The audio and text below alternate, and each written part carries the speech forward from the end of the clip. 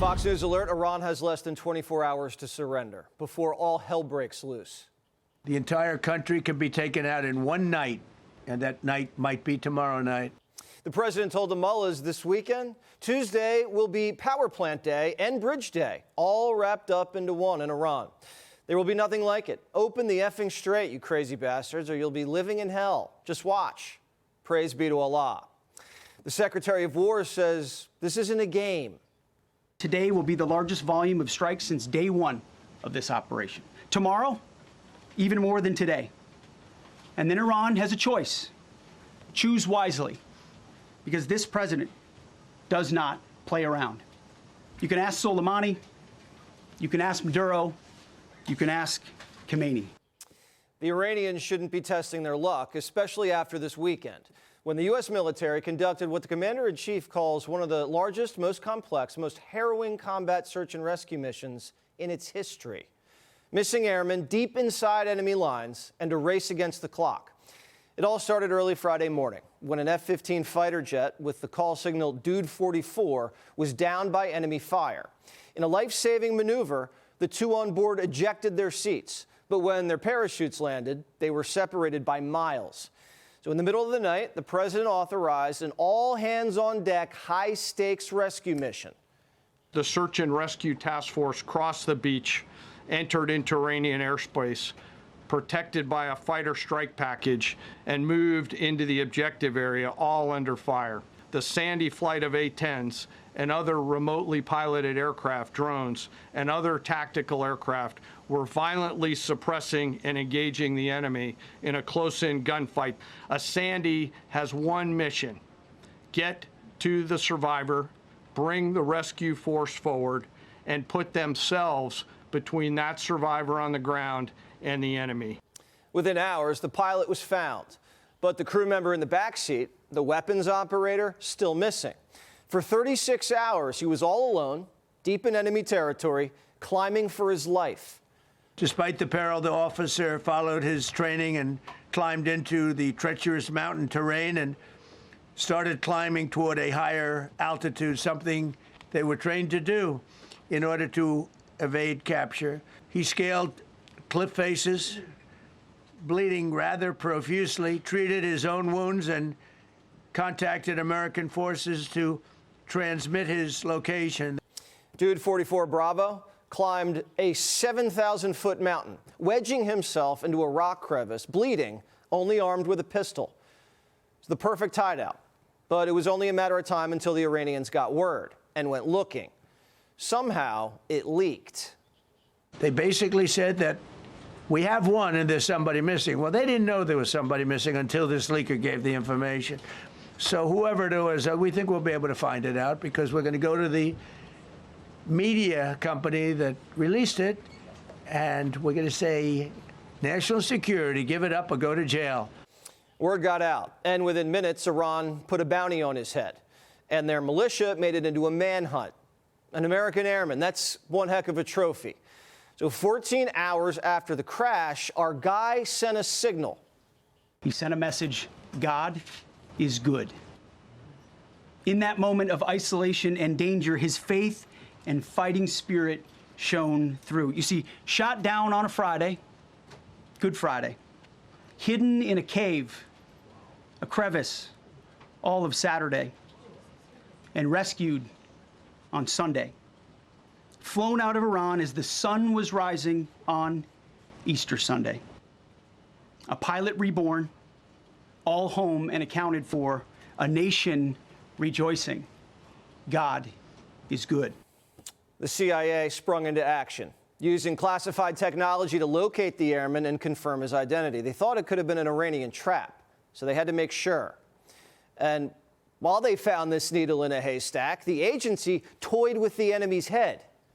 At the president's direction, we deployed both human assets and exquisite technologies that no other intelligence service in the world possesses to a daunting challenge, comparable to hunting for a single grain of sand in the middle of a desert. CIA executed a deception campaign to confuse the Iranians who were desperately hunting for our airmen. Our intelligence reflects that the Iranians were embarrassed and ultimately humiliated by the success of this audacious rescue mission. As the aviator hid, the CIA was spreading fake news inside of the country that he was found and we were moving him out by land. So confused, the regime shifted their focus to the roads as we sent in a massive air armada of over 150 aircraft over their heads. 4 B-1 Bone bombers, 64 fighters, and special forces penetrated deep inside of Iranian airspace. How many men did you send altogether, approximately, for the operation? I'd love to keep that a secret. Okay, well, but I will tell you, the number, I'll keep it a secret, but it was hundreds and hundreds of these people. Teams of American commandos scattered into 7 different locations, 6 of them as decoys, confusing the enemy about the true site of the pickup point. Meanwhile, the Air Force was dropping about 100 2,000-pound bombs around the perimeter of the mountain to keep the Iranian trackers at bay. During the op, one of our B-2s hit the Guard's underground headquarters with a bunker buster. It's the same bunker buster we used in Midnight Hammer.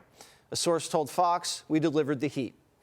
Meanwhile, scores of Iranian bounty hunters heading towards the hideout were getting wiped out by our Reaper drones.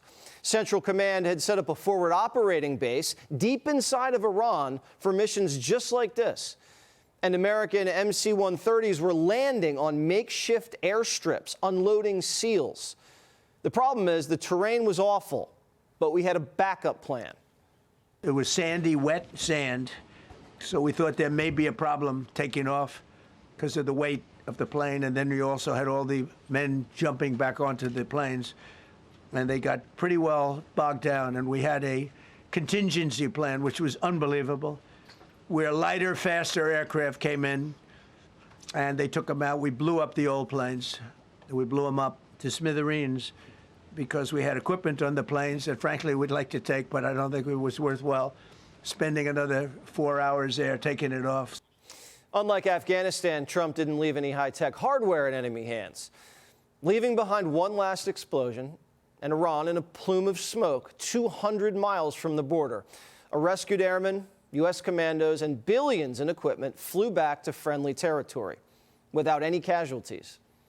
Just a bunch of Iranian bullet holes in the choppers. The president calls the rescue operation an Easter miracle, and even Obama officials tipped their hats.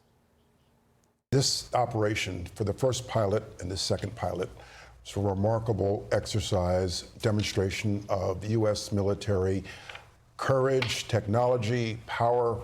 I would encourage the President and the Secretary of Defense, consistent with operational security, share as much of that with the American public so that the American public can appreciate what goes into this kind of operation is more complicated than the bin Laden operation, for example. Wow. I'm not sure any of that. That's saying something. This is proof of the American credo. No man left behind. This was an incredibly dangerous mission, an incredibly dangerous undertaking, but a filled promise made to every American warfighter that you will not be left behind. We will always come find you, and we will always bring you home. That trust the missing airman had in his country, that we would move heaven and earth to find him, is what made the mission possible. His will to survive and his training put him in the perfect position to be found and flown home. Iran was lucky to have hit an F-15, but America was just better. You know, what hit this one was a handheld shoulder missile, heat-seeking missile. So it's not like, you know, they're totally whatever. And they had probably a little luck, because you got to get lucky. But they shot it, and it got sucked in right by the engine. It took over a month for Iran to take down an American aircraft over their territory, and we rescued both pilots without a single casualty. We pulled off one of the greatest search and rescue missions in military history, right under their noses. This was their last chance of leverage before Tuesday's deadline. Would have been a big bargaining chip, and the kind of propaganda victory that would have changed the course of the war. Instead, because of American daring and excellence, we've cemented momentum going into Power Plant and Bridge Day. And this Easter miracle is the defining moment of the war. And while holding on to the strait for weeks, Iran's starting to lose its grip. Traffic through Hormuz is at its highest level since the start of the war. Iraqi oil tankers have started sailing through. That's 3 million barrels a day back into the market. And a French commercial vessel went out. The president says the mullahs have been full of it. We've knocked out even their mine droppers. They don't have any mine droppers anymore, but they put them on other boats, and they could drop them. I'm not even sure they have any mines there, by the way. I'm not sure. I'm personally, they say there might be 8. I don't know. I think there might be none because they're very good bullshit artists. That's why for 47 years they've been bullshitting other presidents, and they haven't done the job. The president says the mullahs just have to threaten to blow up the strait to hold it hostage. They don't even have to mine it. They just have to say they did. That's maybe why Trump's held off from sending in the Marines, because the military is not going to be able to ever stop Iran from bluffing. Meanwhile, the Iranians have lost allies. The Chinese are starting to buy American energy again, and North Korea is distancing itself from Tehran. Little Rocket Man wants to stay on Trump's good side. You notice he said very nice things about me. He used to call Joe Biden a mentally retarded person, okay? So don't tell me about your stuff. Joe Biden, he said he's a mentally retarded person.